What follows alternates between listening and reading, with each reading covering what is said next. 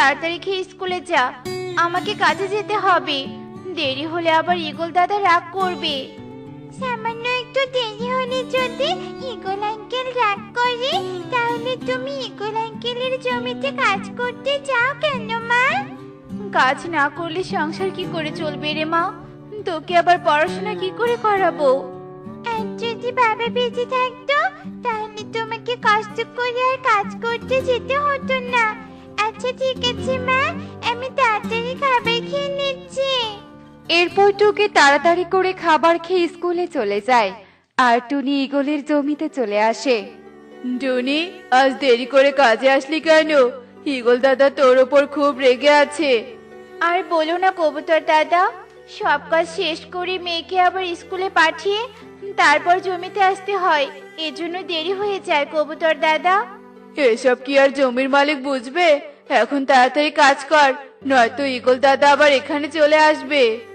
এরপর টুনি ও কবুতর কাজ শুরু করে দেয়, আর তখনই সেখানে ঈগল চলে আসে। এই জমিদারের বউ, তুই আজ এত দেরি করে জমিতে এসেছিস কেন? আজ তোর অর্ধেক পারিশ্রমিক কাটা। না না ঈগল দাদা, আমার কোনো পারিশ্রমিক কাটবেন না, আমি রাত পর্যন্ত কাজ করে দিব। আচ্ছা ঠিক আছে, যদি রাত পর্যন্ত কাজ করতে পারিস তাহলে কোনো পারিশ্রমিক কাটবো না। এখন দুজনে গল্প না করে মনোযোগ দিয়ে কাজ কর। আচ্ছা ঠিক আছে দাদা। এরপর ঈগল সেখান থেকে চলে যায়, আর টুনি ও কবুতর মনোযোগ দিয়ে কাজ করতে থাকে। আর এভাবেই সারা দিন কেটে বিকেল হয়ে যায়। আমার কাজের সময় শেষ টুনি, আমি এখন পারিশ্রমিক নিয়ে বাড়িতে চলে যাব। তুই তাহলে কাজ কর। আচ্ছা ঠিক আছে কবুতর দাদা, যাও, আমি সন্ধ্যার পর বাড়িতে যাব।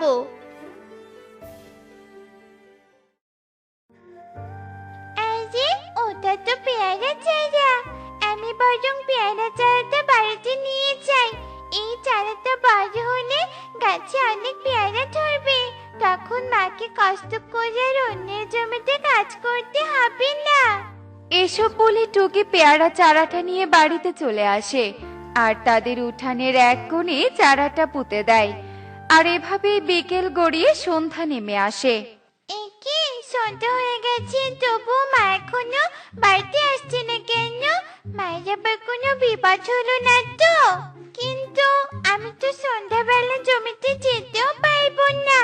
মা বলেছে ছোট ছানারা বাইরে বের হলে শিয়াল ছানাদেরকে নাকি ধরে নিয়ে যায়। টুকি এসব বলে টুনির জন্য চিন্তা করতে থাকে, আর এদিকে টুনি কাজ শেষ করে ঈগলের বাড়িতে চলে যায়। ঈগল দাদা, ঈগল দাদা, বাড়িতে আছো? আমি জমির কাজ শেষ করে এসেছি, এবার তাড়াতাড়ি পারিশ্রমিকটা দিয়ে দাও, আমাকে আবার বাজারে যেতে হবে। এই কি, তুই এখনই টাকা নিতে এসেছিস কেন? তোর না রাত পর্যন্ত কাজ করার কথা ছিল? এখন তো শুধু সন্ধ্যা হয়েছে, রাত নামতে তো অনেক দেরি আছে। ঈগল দাদা, আমি যতক্ষণ সময় দেরি করে এসেছি ততক্ষণ সময় তো পার হয়ে গেছে, আর আমি কাজও শেষ করে ফেলেছি। চুপ কর, আমার সাথে চালাকি করার চেষ্টা করে কোনো লাভ নেই। আমি তোকে কোনো টাকা দিতে পারবো না। এখন আমাকে বিরক্ত না করে এখান থেকে চলে যা বলছি। আর যদি সময় মতো কাজ করে আসতে পারিস তবেই কাল থেকে জমিতে আসবি। ঈগলের মুখে এমন কথা শুনে টুনি আর কিছু না বলে মন খারাপ করে সেখান থেকে বাড়িতে চলে আসে। মা, তুমি এসেছো? আমি আজ তোমার জন্য চিন্তা করছিলাম, আজ তুমি এত দেরি করে বাড়ি ফিরলে কেন মা? তারপর টুনি টুকিকে সব কথা খুলে বলে। সে কি মা, ঈগল আঙ্কেল তোমাকে টাকা দেয়নি? তাহলে আমরা রাতে কি খাবো? ঘরেও তো কোনো খাবার নেই, আবার আমার খাতা কলমও তো শেষ হয়ে গেছে। খাতা কলম ছাড়া স্কুলে গেলে তো স্যার আমাকে অনেক মারবে মা। চিন্তা করিস না মা, আমি কবুতর দাদার বাড়িতে গিয়ে তোর জন্য খাবার নিয়ে আসছি, আর কাল কাজ করে তোর খাতা কলমের ব্যবস্থা করে দিব।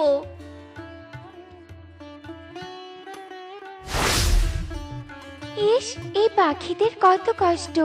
আমি যদি এখান থেকে মুক্ত হতে পারতাম তাহলে এদের সাহায্য করতাম, কিন্তু আমাকে মুক্ত করার জন্য কেউ এত বড় ঝুঁকি নিজের কাঁধে নেবে না। আমি জানি না আমি কোনোদিন আমাদের রাজ্যে ফিরে যেতে পারবো কিনা। একে আমাদের বাড়িতে কে কান্না করছে? কাউকে তো দেখতে পাচ্ছি না। কান্নার আওয়াজ তো পেয়ারা চারা থেকে আসছে। আমি বরং কাছে গিয়ে দেখি তো। কে কান্না করছো? সামনে এসো। তাহলে কি ভূত কান্না করছে নাকি? ও যে বাবারে, পালাই। ভয় পেও না টুকি, আমি কোনো ভূত না, আমি হলাম পরী। এক ডাইনি আমাকে পেয়ারা চারা বানিয়ে রেখেছে। মা টুকি, তোর জন্য খাবার নিয়ে এসেছি। এ কি, তুই এখানে কার সাথে কথা বলছিলি রে মা? তারপর টুকি টুনিকে সব কথা খুলে বলে। পরি, ডাইনি তোমাকে এখানে কেন বন্দি করে রেখেছে? আর তোমাকে এখান থেকে মুক্তি করার কি কোনো উপায় নেই? তোমাদের জঙ্গলের ফল ছিঁড়ে ছিঁড়ে ডাইনি নষ্ট করছিল, আর আমি বাধা দিয়েছি বলে আমাকে এখানে বন্দি করে রেখেছে। তবে আমাকে মুক্ত করার কাজটা খুব কঠিন, তুমি এত কঠিন কাজ করতে পারবে না। না পারি, তবু তো চেষ্টা করব। তুমি বলো পরি, কি করে তোমাকে মুক্ত করতে পারবো? জঙ্গলের গভীরে ডাইনির সোনার ঘরে থাকে। ওই ঘরে ঢুকে তুমি যদি ডাইনির জাদুর লাঠি ভেঙে ফেলতে পারো, তবেই ডাইনি ভস্ম হয়ে যাবে, আর আমিও মুক্তি পেয়ে যাব। কিন্তু সাবধানে কাজ করতে হবে। ওই ডাইনি যদি বুঝতে পারে, তাহলে যে তোমাকে মেরে ফেলবে। তাহলে কাল সকালে আমি জঙ্গলে যাব, কারণ এখন রাতের বেলা গেলে বিপদ হতে পারে। হ্যাঁ হ্যাঁ, তুমি কাল সকালেই যেও। এরপর টুনি ও টুকি ঘরে চলে যায়, আর এভাবেই সেই রাত কেটে সকাল হয়ে যায়। আর সকাল হতেই টুনি ও টুকি জঙ্গলে যাওয়ার উদ্দেশ্যে বাড়ি থেকে বেরিয়ে পড়ে, আর কিছুক্ষণের মধ্যেই তারা জঙ্গলের গভীরে পৌঁছে যায়। মা, ওই দেখো সোনার ঘর। তার মানে ডাইনি কি ওই ঘরেই থাকে? আর আমরা ওই ঘরে কি করে যাব মা? আমার মাথায় একটা বুদ্ধি এসেছে। আমি ডাইনির কণ্ঠ ধরে ডাইনিকে বাইরে ডাকবো, আর তুই সেই সুযোগে ঘরে ঢুকে লাঠিটা ভেঙে ফেলবি। আচ্ছা ঠিক আছে মা, তুমি তাই করো।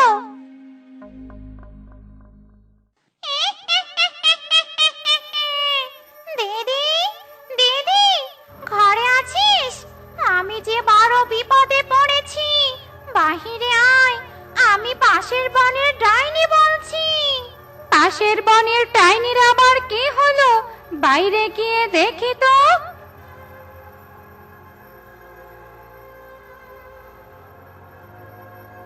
কোথায় রে ডাইনি? আমি তো তোকে দেখতে পাচ্ছি না, তাহলে কি করে সাহায্য করব? আমি ঝোপের আড়ালে পড়ে আছি দিদি। ঝোপের আড়ালে চলে আয়। এরপর ডাইনি ঝোপের দিকে চলে যায়, আর সেই সুযোগে টুকি ডাইনির ঘরে চলে যায়। ডাইনির জাদুর লাঠি যে কোথায় রেখেছি? ওই তো পেয়ে গেছি। এরপর টুকি জাদুই লাঠিটা হাতে নিয়ে ভেঙে ফেলে, আর সাথে সাথেই ডাইনির শরীর থেকে ধোঁয়া বের হতে থাকে। একই, আমার শরীর থেকে ধোঁয়া বের হচ্ছে কেন? তার মানে আমার ঘরে ঢুকে কেউ জাদুই লাঠিটা ভেঙে ফেলেছে? না না না, এ হতে পারে না। এসব বলতে বলতে ডাইনি সেখানেই ধ্বংস হয়ে যায়, আর টুনি ও টুকি সেখান থেকে তাড়াতাড়ি বাড়িতে চলে আসে। তোমরা এসেছো, আমি মুক্ত হয়ে গেছি। তোমাদের অনেক ধন্যবাদ। আজ তোমাদের জন্যই আমি মুক্তি পেলাম। এই নাও 2 হাঁড়ি স্বর্ণ মুদ্রা, এগুলো বিক্রি করলে তোমাদের অভাব কেটে যাবে। পরি, তোমাকে অনেক ধন্যবাদ আমাকে সাহায্য করার জন্য। এখন আমরা দুবেলা দুমুঠো খাবার পেট ভরে খেতে পারবো, আর আমার মেয়েকেও পড়াশোনা করাতে পারবো। তোমরা ভালো থেকো, আমি এবার আমাদের রাজ্যে চলে যাব। মা টুকি, তুই স্কুলের হোমওয়ার্ক গুলো কর। আমি স্বর্ণ মুদ্রাগুলো বিক্রি করে খাবার নিয়ে আসছি, আর বাকি টাকা দিয়ে জমি কিনে ফসল চাষ করব। তাহলে আমাদের আর অভাব থাকবে না। আচ্ছা ঠিক আছে মা। এরপর টুনি স্বর্ণ মুদ্রাগুলো নিয়ে বাজারের দিকে যেতে থাকে, আর পথে ঈগলের সাথে দেখা হয়ে যায়। কি রে টুনি, কাজে না এসে কোথায় যাচ্ছিস? আর তোর হাড়িতে কি আছে রে? আমার হাড়িতে স্বর্ণ মুদ্রা আছে। আর শোনো, তোমার জমিতে আমি কখনো কাজ করতে যাব না। স্বর্ণ মুদ্রা আবার কোথা থেকে চুরি করে নিয়ে আসলি? আমরা গরিব হতে পারি, কিন্তু অন্যের জিনিস চুরি করি না। তোমার মতো অন্যকে ঠকাই না। তুমি মালিক হয়ে আমার কাজের টাকা পর্যন্ত দাওনি, আর পরি আমাকে স্বর্ণ মুদ্রা দিয়ে সাহায্য করেছে। তোমার মতো খারাপ মালিকের কাজ করলে কখনো দুবেলা দুমুঠো খাবার খেতে পারতাম না। টুনি, আমাকে এসব বলে অপমান করিস না। আমি আসলে তোর সাথে অন্যায় করেছি। আমাকে ক্ষমা করে দে টুনি। আর কখনো এমন অন্যায় কারো সাথেই করব না। আর তোর পারিশ্রমিক আমি দিয়ে দিব। কোনো পারিশ্রমিক দিতে হবে না, আর আমি তোমাকে ক্ষমাও করে দিয়েছি। থাকলে সৃষ্টিকর্তা ঠিক থাকেন, তিনি কোনো না কোনো ভাবে সৎ পাখিদের সাহায্য করেন। টোনা তার পরিবার নিয়ে বড়ই অসহায় হয়ে পড়েছে। ঘরে খাবার নেই, তার উপর তার ছোট্ট মেয়ে টুকি 2 দিন থেকে অসুস্থ। তারা এতই অভাবী যে মেয়েটার চিকিৎসা পর্যন্ত করাতে পারছিল না। আরে টোনা, এভাবে চললি কোথায়? ঘরে বড়ই অভাব রে, তার উপর মেয়েটাও অসুস্থ। কাজকর্ম সেভাবে নেই, তাই মোড়লের কাছে যাচ্ছি, যদি তিনি একটা কাজের ব্যবস্থা করে দিতে পারে। দেখ টোনা, সততার ফলস্বরূপ তুই কি পেলি? একসাথে দুজন ব্যবসা করছিলাম, আজ আমাকে দেখ, নতুন অটো কিনেছি, বাড়ি করেছি, ব্যবসাটাও বড় করেছি। আর তুই সততার সাথে সৎ পথে চলে কি পেলি? হ্যাঁ, অভাব ছাড়া তো তোর কপালে কিছুই জোটেনি। অভাব থাকলেও আমি শান্তিতে রয়েছি। আর তুই দেখে নিস, সৃষ্টিকর্তা একদিন না একদিন আমার সততার পুরস্কার ঠিক দেবে। তুই সে আশায় বসে থাক। এই বলে কালু তার অটো নিয়ে চলে যায়। মোড়ল মশাই, অনেক বিপদে পড়ে আপনার কাছে এসেছি। আমার মেয়েটা খুব অসুস্থ, ঘরে তেমন কোনো খাবারও নেই। দয়া করে আমাকে একটা কাজ দিবেন। এই মুহূর্তে তো আমার কাছে কোনো কাজ নেই, তবে তোকে কি কাজ দেই? যে কোনো কাজ হলেই হলো। আমাকে ফিরিয়ে দিবেন না মোড়ল মশাই, ফিরিয়ে দিবেন না। আমার মেয়েটা 2 দিন থেকে অসুস্থ, ঘরে কোনো খাবার নেই। অনেক আশা নিয়ে আপনার কাছে এসেছি। আচ্ছা আচ্ছা, ঠিক আছে, তোকে একটা কাজ দিচ্ছি, কিন্তু কাজটা কিন্তু বড্ড কঠিন। তুই পারবি কি?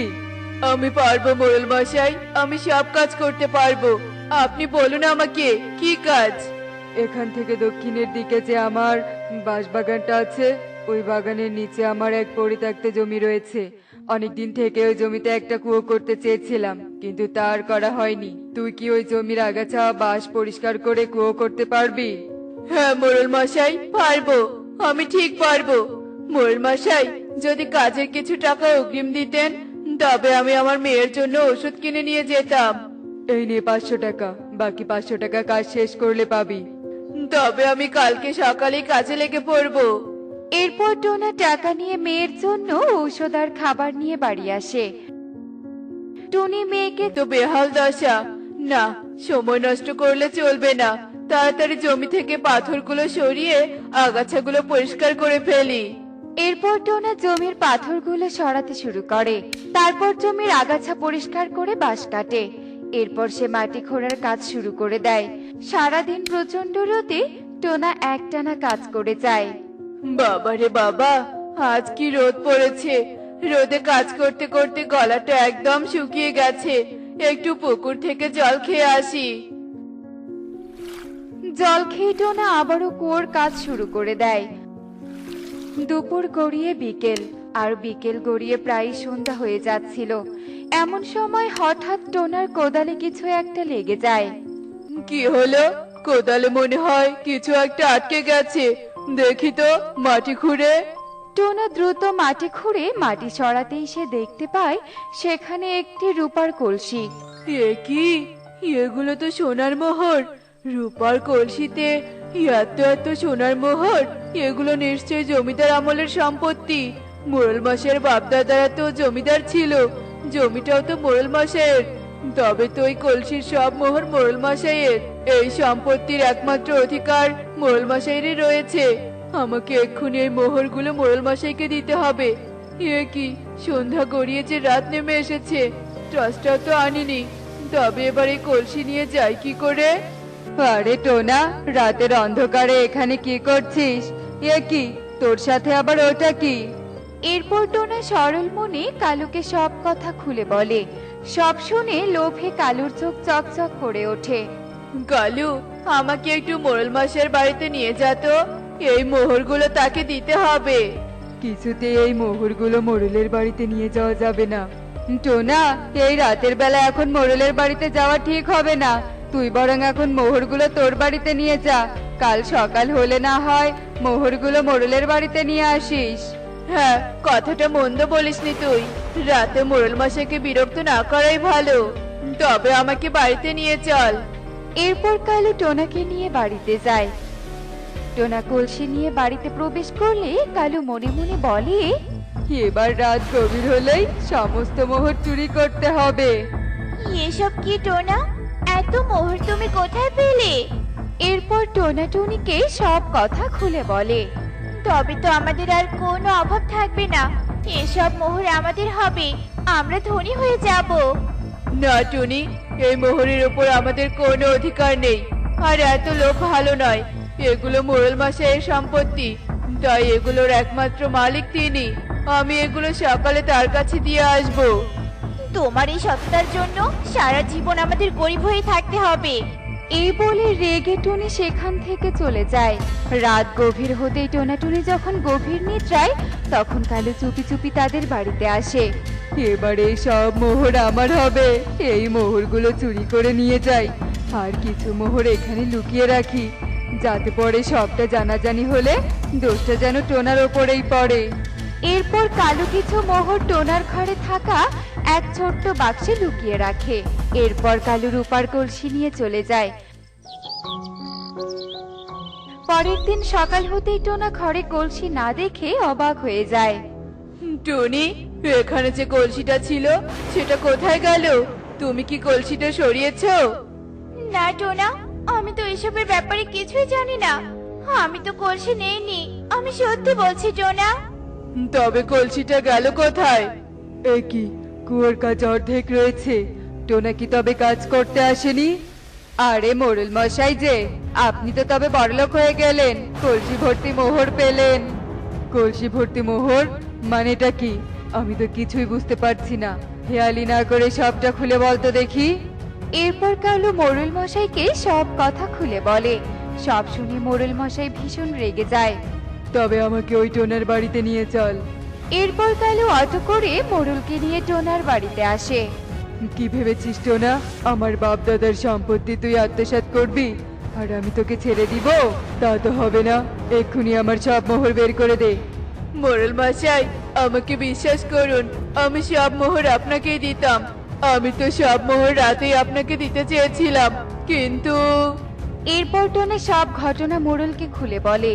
হ্যাঁ, আমি তোকে সকালে দিতে বলেছিলাম, তাতে কি হয়েছে? হ্যাঁ মোড়ল মশাই, ঘর খুলে দেখলেই মোহর পাওয়া যাবে।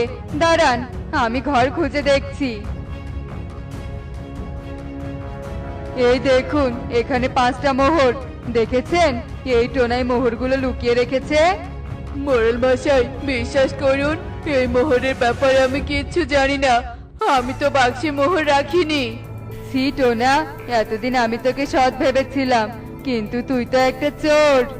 এক্ষুনি এই টোনাকে বন থেকে তাড়িয়ে দিন মোড়ল মশাই। চুপ কর কালু, কে কি করতে পারে তা আমার ভালো জানা আছে। আমি এমনিতে এই বনের প্রধান হইনি, বুঝেছিস? মোহরের ব্যাপারে শুধু তোরা দুজনই জানিস, তাই আমি তোর বাড়িও খুঁজে দেখবো। আ আ আমার বাড়ি? আমার বাড়ি কেন? আমার বাড়িতে কিচ্ছু নেই। সেটা তো গেলেই বুঝতে পারবো। এরপর মোড়ল সবাইকে নিয়ে কালুর বাড়িতে যায়। আর তার বিছানার উপর মোহর সহ কলসি দেখতে পায়। এসব কি কালু? আমি তোর কথা শুনেই বুঝেছিলাম এ কাজ তুই করেছিস। এবার তোকে এ কাজের শাস্তি পেতেই হবে। আর টোনা, সত্যি তুই অনেক সৎ পাখি। এই 100 স্বর্ণ মুদ্রা তোর সততার পুরস্কার। যা বাড়ি যা, আর সুখে দিন কাটা। আর এই কালের ব্যবস্থা আমি করছি। এরপর টোনা খুশি মনে বাড়িতে ফিরে যায়। আর কালুকে মোড়ল মশাই শাস্তি স্বরূপ বন থেকে তাড়িয়ে